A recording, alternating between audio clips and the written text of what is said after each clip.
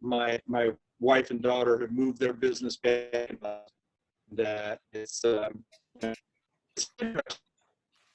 years of a long way. Yeah, Rob, do you want to add something?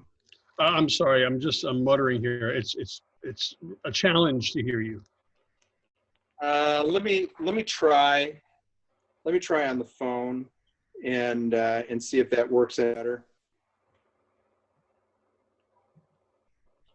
Is that a Hilton Head sweatshirt you have on? It is.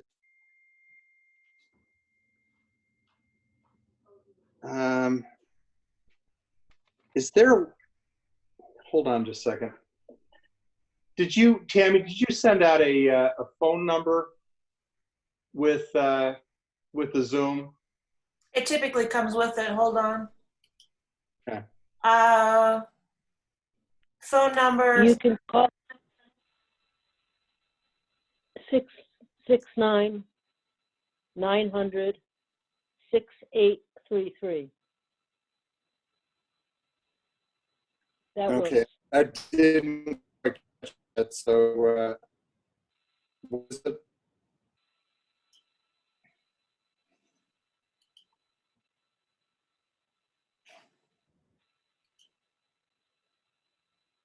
I didn't catch all that. You want to say it again, Susan? 669-900-6833.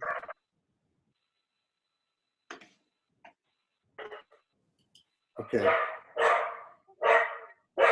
Your meeting ID followed by pound. You actually sound a little better now for some reason. You have not entered any numbers. Please re-enter your meeting ID followed by pound. Hold The on. meeting ID number is 691 You have not entered. 30 Please re-enter meeting ID followed by 5480. Yeah, hold on just a second. It's not giving me a. goodbye. Oh, no. Chip, yeah, to me anyway, you actually sound a lot better than you did 2 minutes ago. Okay, let me try this again. Do I sound better now? You do. You do. So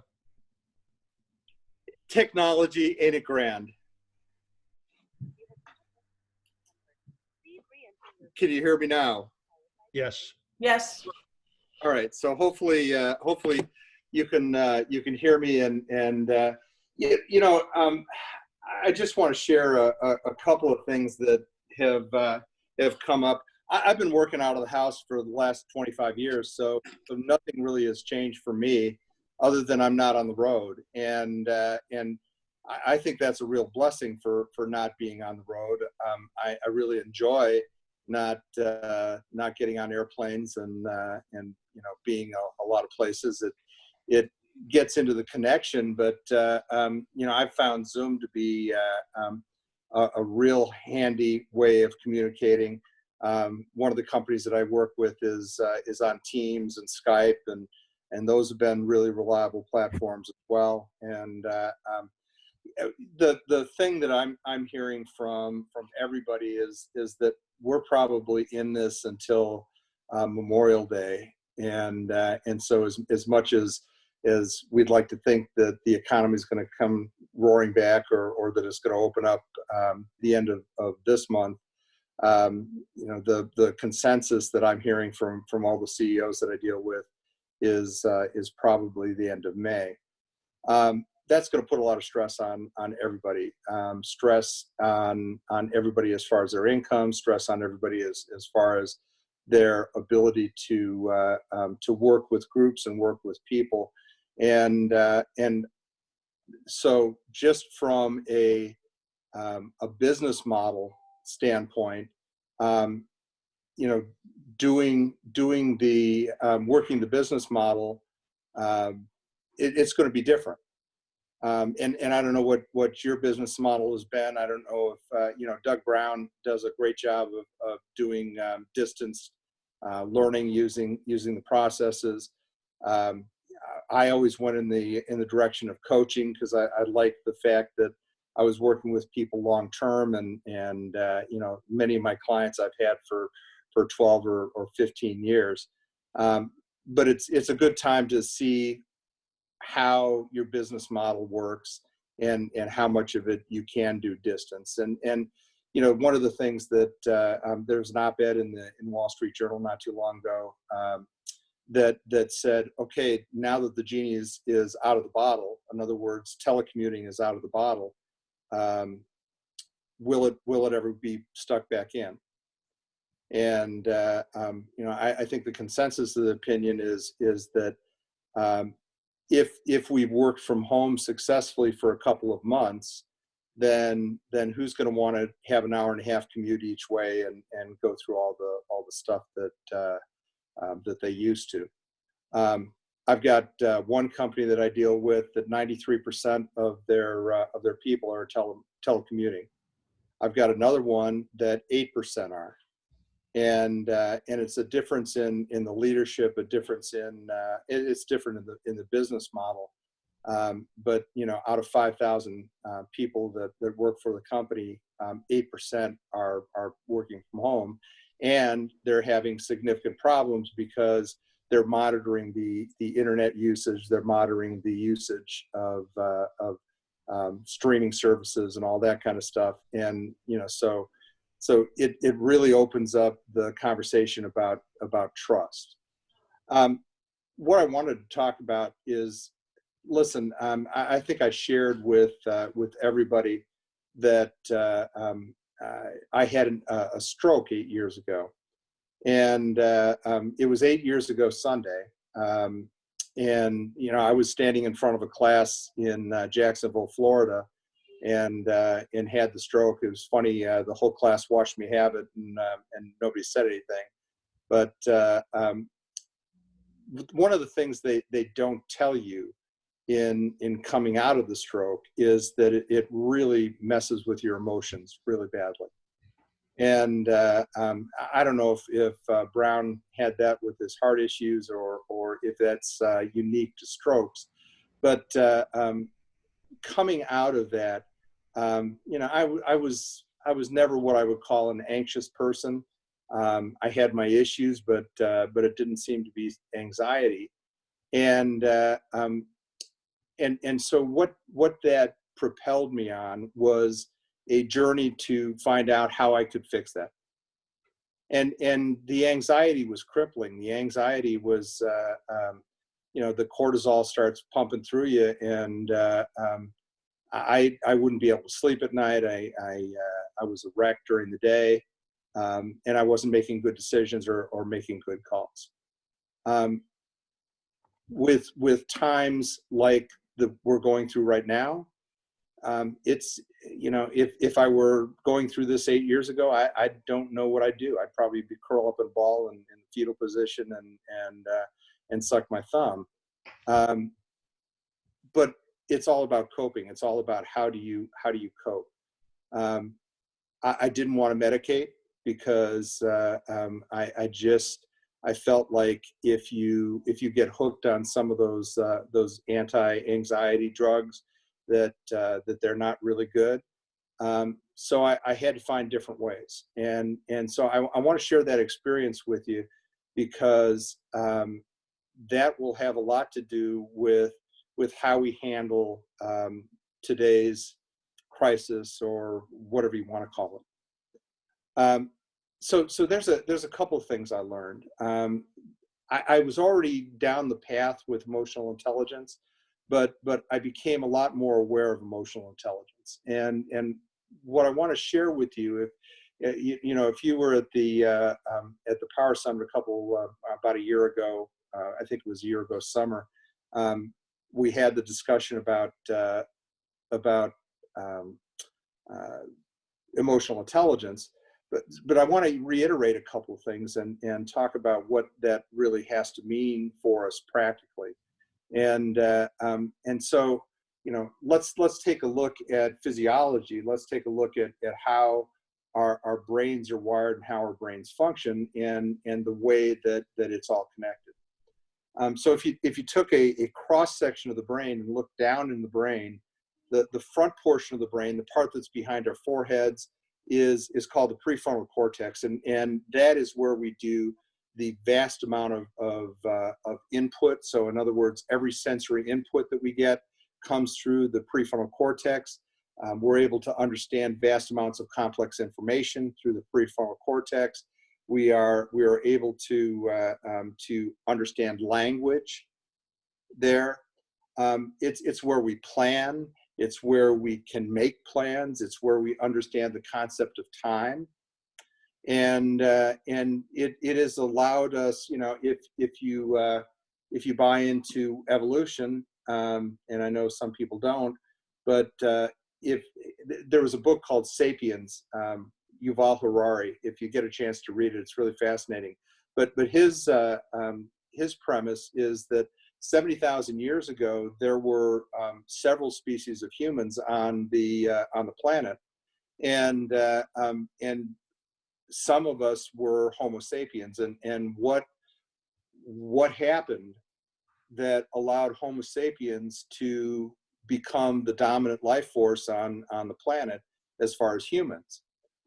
Where did the Neanderthals and the Cro-Magnon and all of the Homo erectus and all of those different species of humans, where did they go?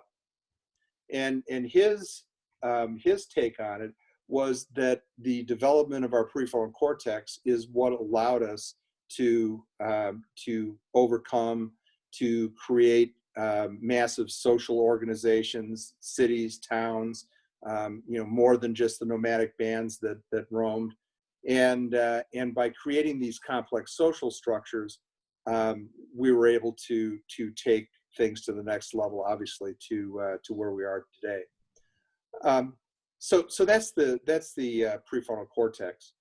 The limbic brain is the center of the brain. It's made up of a lot of different structures, but the limbic brain is like a read-only memory. It's where the neural networks that define our experiences come from.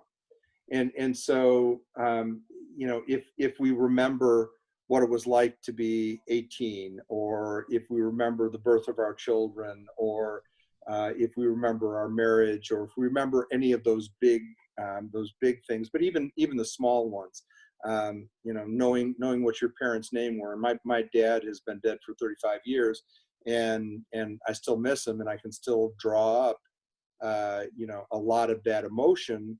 But it's because of those neural networks that give us the ability to remember those things.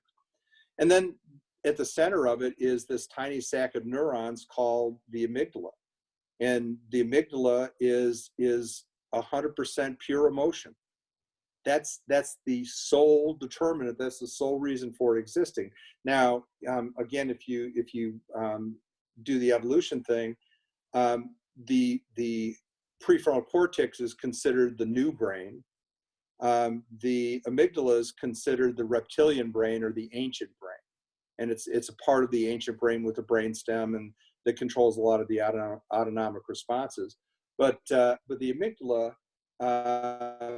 is hooked into a number of glands, including the hypothalamus. And so when we have a feeling, when we're feeling love, or we're feeling joy, when we're feeling pain, when we're feeling anxiety or what, it kicks in, and all of these chemicals flood our system. In the case of anxiety or anger, it's cortisol, and cortisol is a nasty little hormone. In fact, they've done a lot of research on cortisol, and they found that if you are subjected to cortisol on a regular basis, it can actually shrink the brain.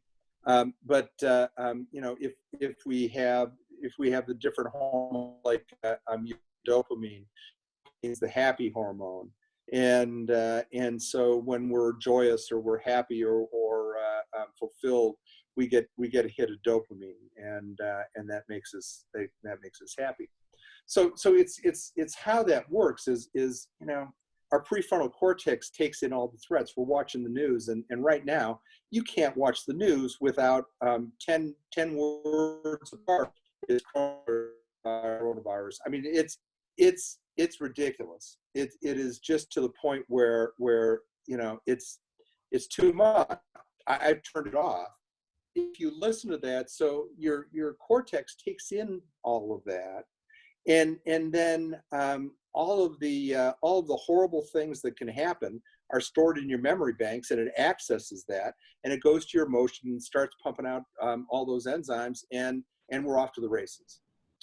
I'll give you a great example of this. Is 3 o'clock in the morning, and your partner nudges you out of bed because they heard something downstairs, and you're wandering around with a 9-iron in your underwear. So your cortex is alive and is taking in all the information. Your limbic brain is thinking back to all the slasher movies you've ever watched, and your amygdala goes, oh my God, oh my God, oh my God, and starts pumping out all of these hormones, and you're off to the races. Now, see, what happens is the amygdala actually hijacks the cortex. So just when you need your ability to think rationally, that's taken from you, and you're not able to think rationally.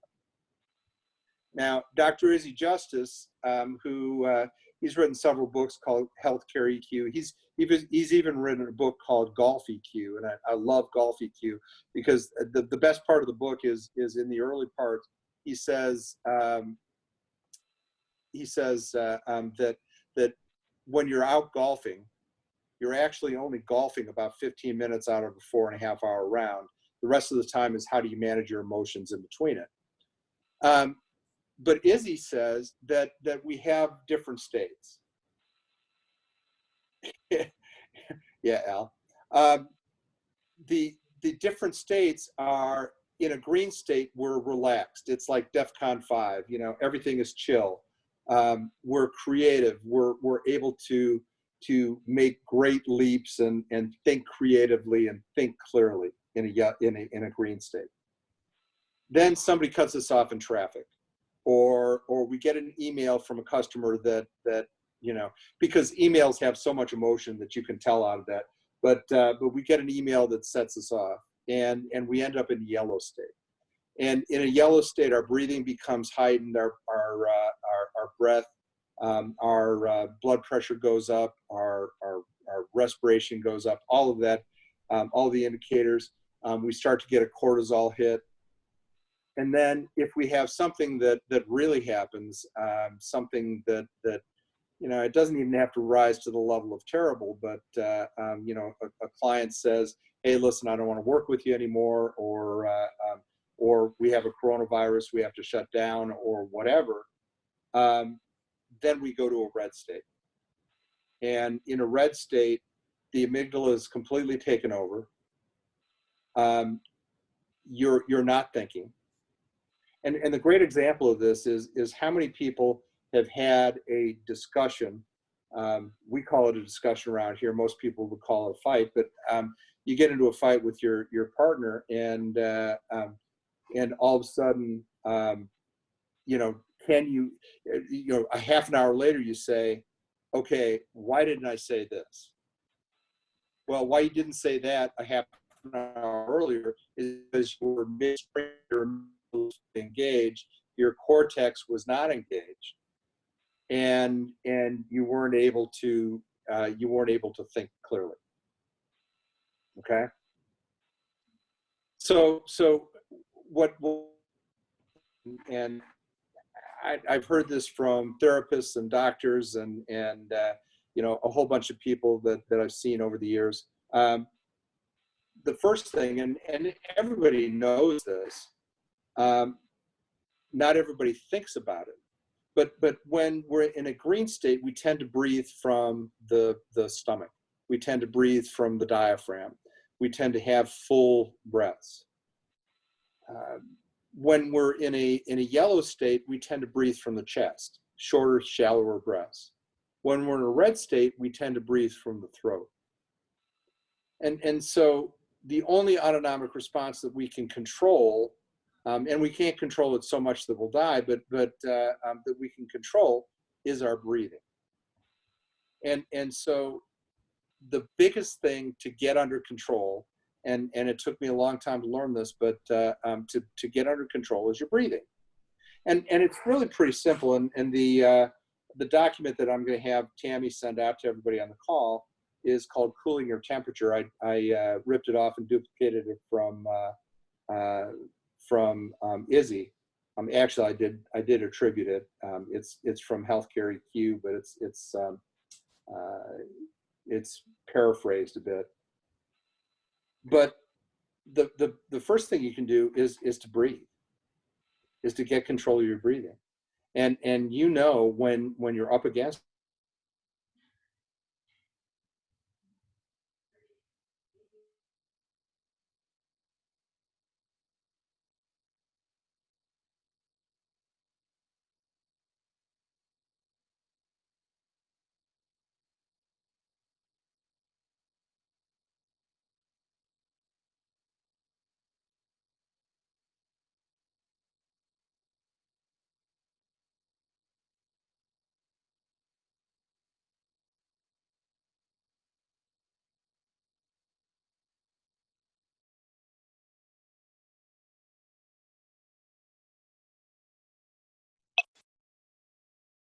am I still on?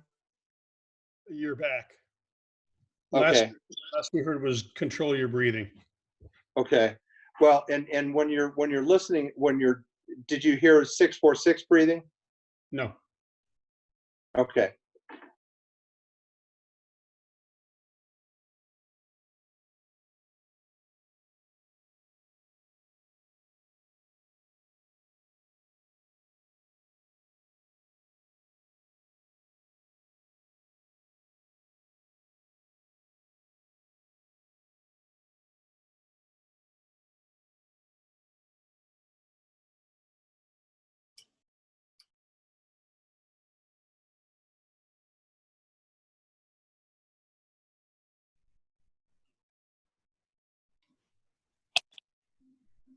Am I back again? You're back. Okay. I am awfully sorry about this. But it's the key is that concentration on your breathing, on something other than what's going on. Then to take advantage of another thing that just makes so much difference. In the document is a yellow card and a red card. And the yellow card is to be used when you're in a yellow state, and the red card is to be used when you're in a red state. And the yellow card is like DEFCON 2 questions, or DEFCON 3 questions. They're questions like, what's the best customer interaction you've had? What was the best compliment you've had? Where was the best vacation you've had? DEFCON 1 questions are, who are the most important people in your life? Who are your best friends? So it plays on a simple concept, and the simple concept is that we can't tell, our brains can't tell what is a past remembered experience or an experience that happened right now or is happening. In terms of how we are able to process, or the emotions we feel, our brains can hook into the amygdala. And I know you've had the experience, because I've had the experience, and I got to believe that most people are kind of like me, where, like I said, I lost my dad 35 years ago. I lost my mom 31 years ago. I can still put myself back at the funeral, and I can still feel a lot of the emotions. I get choked up every once in a while when I think about my dad. I can still remember when Chris and I got married, and what a wonderful day it is. And the fun part is that I just did a Kodak digitizing box and put a bunch of old photos and old films back. and still remember 35 years ago when Chris and I got married.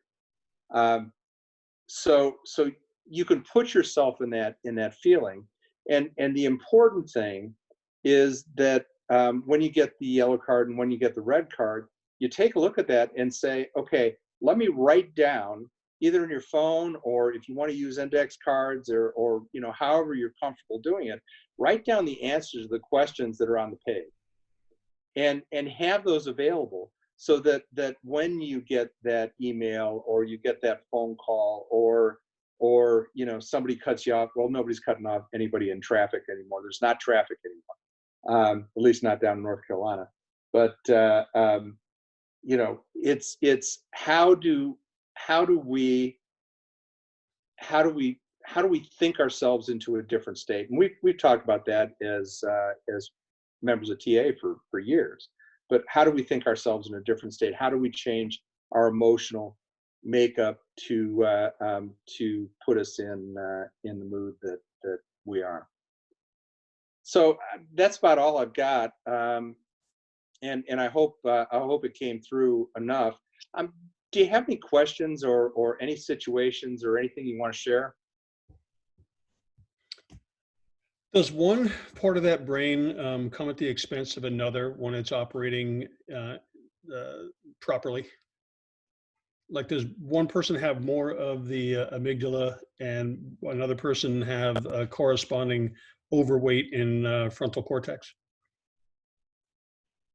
That's great. And in two ways. First of all, it depends on your emotional intelligence. So if you've got a way, I've got an assessment that I use that keys in on emotional intelligence. If you can check your emotional intelligence and understand, so emotional intelligence is made up of 5 different factors, and the 5 different factors are external and internal. So the internal factors are self-awareness and self-regulation, and then motivation. So it's the ability to be aware of what emotions you're feeling. And then self-regulation is the ability to do something about disruptive emotions. So I see this in executives all the time, that executives that have high levels of self-awareness and self-regulation do a heck of a lot better than low self-awareness and self-regulation.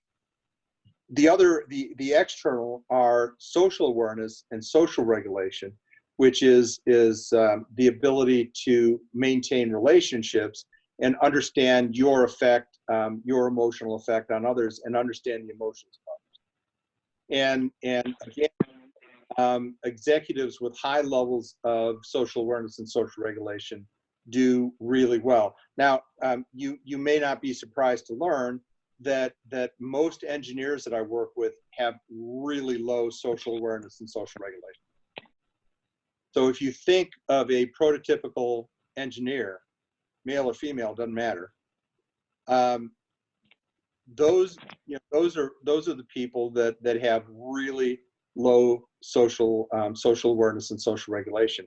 In fact, my only engineering joke is how do you tell an extroverted engineer? And the way you do that is they look at your shoes instead of their own. You don't get the feedback of anybody laughing. So anyway, well, thank you, whoever that was. I really appreciate that. So here's the thing that you can train. You can train your amygdala. You can train your amygdala to handle stress a whole lot better. So think in terms of one of the most stressful jobs that there is. Think of somebody that is on the bomb squad of a police department. Think of a fighter pilot. You've heard that they have ice water running in their veins. Well, they've trained their amygdala to the point where they're not overtaken by their emotions, and so they're able to think more clearly at times of extreme stress. Now, that's probably the most extreme example. To go back to your question, Bob, is that people, yes, people have varying and different ways that they handle things. So I'll give you a great example. You can make a statement to one person and they go, oh, okay. And you can make the same statement to another person and they go, oh, wow, well, I'm insulted. And it may not be any insulting statement, but it's the way that their brain processes. And so the more you can train your amygdala to stay quiet, the more you train your amygdala to not react to the stimuli that we feel.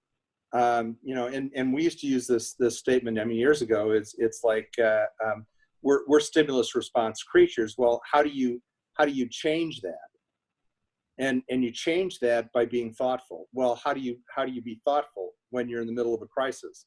Well, it's all of those coping mechanisms. It's the yellow card, it's the red card, and the people that wig out in a crisis, and the people that stay cool in a crisis, and that's the big difference. Is that what you were looking for? Yeah, I think so, and I appreciate it. Okay, all right. Anybody else? Chip, I have a question. This is Bertha. Thanks for your presentation, by the way. What are some activities or exercises in order to train the amygdala? I really love journaling. I don't do it as frequently as I should, but especially when you're training amygdala, the way to journal is not just to write down everything that happened, Dear Diary kind of style, but it's to say, okay, in the interactions I had yesterday, this is what I noticed, and this is what my reaction was. Because again, you're doing it the next morning or maybe in the evening, and now you're away from that emotion of the moment, Mm-hmm. and you can be more of an observer than a participant. And so everybody's talked about journaling. Listen, I like to treat myself well. This is my journal book. It's a leather-bound book that I spent $25 on. I was really good in 2015 about journaling, then I wasn't. I was really good in 2017 about journaling, then I wasn't. And then I started again in 2020. And it's really been useful during the last month, as things have wound down to make observations. But if we can become that observer of our own lives, and write about that, even if it's just 15 minutes, and say, hey, listen, this is what happened. This is how I would have liked to have reacted.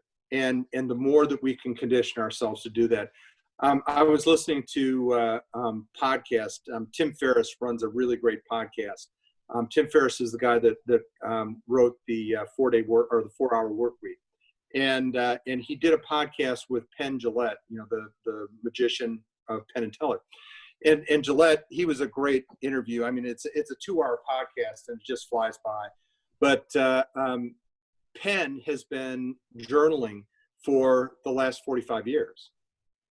And he says he spends anywhere from a half an hour to an hour a day writing.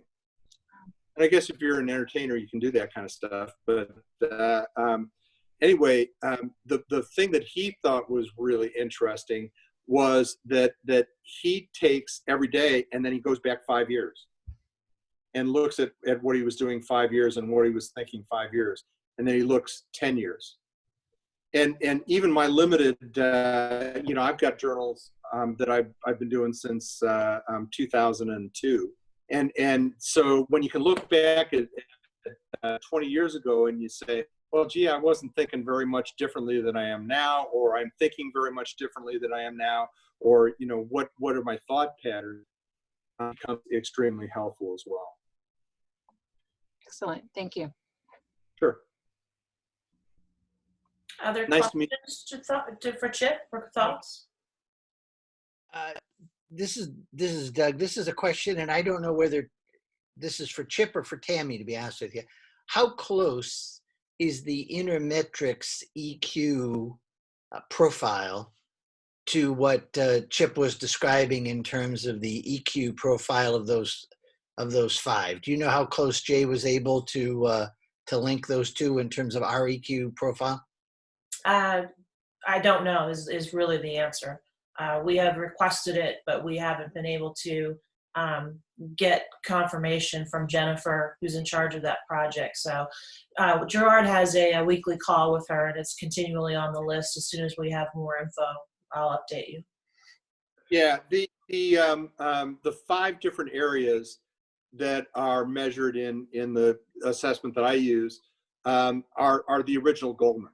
Right. So if you go back to Goldman 35 years ago when he wrote Emotional Intelligence, it pretty much marries up. The terminology is a little bit different. I think he used empathy and social skills versus social awareness and social regulation, but it marries up pretty well. And I would hope that Jay was able to do that thing. Yeah, it's just some internal reorganization and intermetrics, which is not necessarily, I don't mention it as a bad thing, it's just some other stuff going on. And I think Goldman has updated his model a little bit, Chip, because when we built the emotional intelligence chapter last year, we used Goldman's work as a base. And the vocabulary that you use is very consistent with the vocabulary that's in our new chapter. So. Okay. I think he's done some updating, but yeah, because he's been a thought leader in that field for so long, we've used him as a base for that chapter that was built last year. Yeah, and I'll tell you, a lot of the work he's done has sprung into the happiness school. So like Martin Seligman and Sean Achor, at Harvard, Martin Seligman, I guess, was at Wharton. And Martin Seligman, by all accounts, is kind of a jerk. But he's not very happy. But he was the one who wrote about happiness. But Izzy Justice is spending a lot of time on happiness now because he's convinced that happiness underlies our ability to be emotionally intelligent. So for years he believed that emotional intelligence was the core, and now he believes that our ability to be happy is. And the ability to be happy is driven by not the freedom from negativity, but it's how we handle negativity. And so some interesting work that's been done. If you read any Sean Achor, if you Seligman, there's a couple of other people's, Marcy something or other, that writes about happiness, and it's not, especially Achor stuff, it's not all happy stuff. If you ever get a chance to look at Sean Achor's TED Talk, it's a fantastic TED Talk. He is lively, engaging. He's a lot of fun, and I've seen him a couple times in talks, because the link between emotional intelligence and happiness is pretty strong one. The other thing is, if you want to learn more about the brain and brain chemistry and brain physiology, a good book for that is Goldman's book, Emotional Intelligence in the Brain.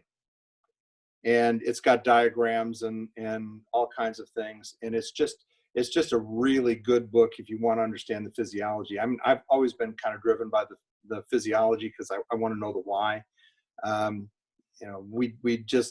I think we know a lot more of the how, but we don't know the why. Thanks, Doug. It's good to see you. How you been? On mute. Yeah, on mute.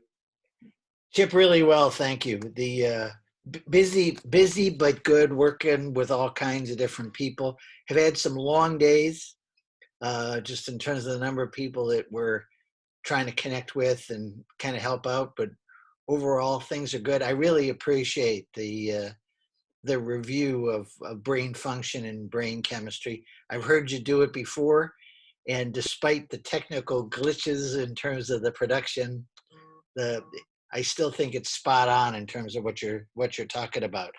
What would be helpful for me is, when do you usually introduce this to clients, or are you only introducing this concept one-on-one if something really triggers your thought process that, oh my God, this person really needs this?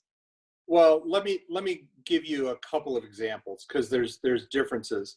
Um, I do 360s, and I do about probably 15 or 20 360s a year. I do 360s in a different way in that I do the electronic survey. So they're surveying maybe 10 or 15 people. And then I do interviews of about 5 of the people. And then I do the assessments. So I'm running a full battery. I'm running stress. I'm running whatever the intermetrics, the acumen or I can't remember what Jay calls it, but I run the full battery of assessments. Because I want to know what are some of the blind spots and what are some of the trip points that I'm going to be dealing with in the 360s. And I use that as a part of the debrief. With all my coaching clients, they take the full battery of assessments up front. Because and the way that I've structured my coaching process, I'm still using a lot of TA, but the way I've structured my coaching process is that the second session after the kickoff, I spend probably half an hour talking about the same thing we've just been talking about, because I really want to underpin behaviors and motivations on top of the emotional intelligence, because I just really think that emotional intelligence is key. And then for the classes that I run, I run a slightly different class than you do. I run a leadership academy that's a 3-year leadership academy. So in Leadership Series 1, which is 6 sessions a day for each, and it's in person, but Leadership Series 1, I use behaviors and motivators. For Leadership Series 2, there's a instrument that I use that combines behaviors, motivators, and EQ. And for Leadership Series 3, the payoff pitch for Leadership Series 3, it's almost like a coaching academy. So I use coaching for performance as one of the texts, and the payoff pitch for that is that everybody has to do a 360 or an executive evaluation. So as part of that, I do the full battery. I do the stress and the acumen and all that kind of stuff. And so it's kind of progression, but I don't think they have. I basically use a customized. I think I use a couple of chapters out of leadership and a couple of chapters out of management and a couple of chapters out of team leadership and a couple of chapters out of executive leadership. That's what I cobbled together for LS1. And yeah. I want them to have that background before they get into the emotional intelligence. But the company that I run that for is Haskell, and what Haskell's found is that emotional intelligence is so important to the organization and the fulfillment of the core values of the organization that they want a full dose of emotional intelligence brought into the discourse. And so I coach about 15 over there. Most of the executives, the COO and the executive leadership, emotional intelligence is a very big part of that. I've been coaching the COO since he was a division leader, and so that's 8 years. And I've watched the progression of how his emotional intelligence has changed. His self-awareness and self-regulation have ramped up markedly. And that's the kind of leader that he is. He leads in an emotionally intelligent way. I've never seen him lose his cool. 8 years ago, he lost his cool all the time. And so, it really informs a lot of what I do, just because, and what's interesting is even in the day seminars that I'm doing, like I do a day for the realtors out east, and I know Bob Linda is working with the realtors as well, but I use the behaviors, motivators, and EQ because I think EQ is that important for people to understand and how that underlies. because you can be a you know, a high I behavioral style and have crappy emotional intelligence and be a jerk. You know, whereas you can be a high I with high emotional intelligence and the world will be the path to your door. Or you can be a high C with high emotional intelligence and you know, the world will be the path to your door. So Chip, I want to take one deep dive with you just on that with that COO specifically that you watched move over some pretty significant movement over the course of time. Do you happen to recall where that person is on? You keep moving around on my screen. Sorry. Do you happen to recall where that person was from where they are kind of in terms of theoretical, in terms of their values, whether they were high theoretical or low theoretical? Low theoretical. In fact, getting him to read is kind of a pain in the ass. I mean, you know, because I send him books all the time, and you know, getting him to thumb through the book is difficult. So so he's low theoretical, very high resourceful though. So he reads what is important to him. So if he sees like, he's a very high D, and so you would consider a high D and high political to have some issues, right? And high resourceful, and so it's interesting because that's that emotional intelligence that builds under it. But you know, he really liked what was the book? It was Extreme Ownership. He absolutely loved Extreme Ownership. Extreme Ownership gives me the willies, you know, because I can't figure out how a firefight in Ramadi translates to the boardroom. I can't figure that out. Anyway. Thanks, Chip. Thanks, Doug. Good to see you. Anybody have any other thoughts or questions for Chip? This is Charles. Just listening to the conversation, in terms of moving EQ, it would seem to me that you have to have a significant, anyways, IQ to do that in terms of the recognition of behavior. Any thoughts on that? That's interesting. You know, I don't spend much time with IQ, but then most of the people that I deal with are pretty smart people, engineers, architects, you know, people with advanced degrees. So, you know, just having an advanced degree doesn't make you high IQ. I'm sure, you know. But you know, I'll tell you, I don't spend a lot of time with supervisors or people on the floor. I spend my time in the C-suite, and so maybe if I did, I don't know if those people would have lower IQ or a higher IQ, or if they'd have the same abilities. But I think especially when people are executives, there is a great deal of upside for mastering emotional intelligence, and a great deal of downside for not. And again, I'm thinking of the two organizations that I'm dealing with.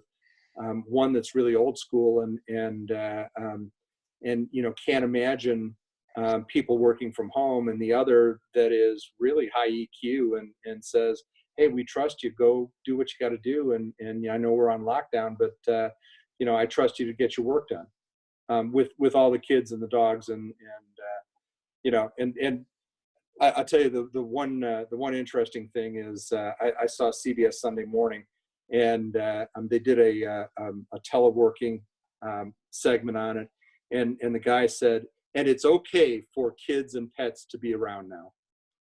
It's finally acceptable for kids and pets. But anyway. Excellent. A lot of that behavior is modeled anyways. I mean, you talk about EQ or IQ, I think your starting point's always what was modeled when you developed. Yeah, I think that's a starting point. And there's been a lot of discussion about nature versus nurture.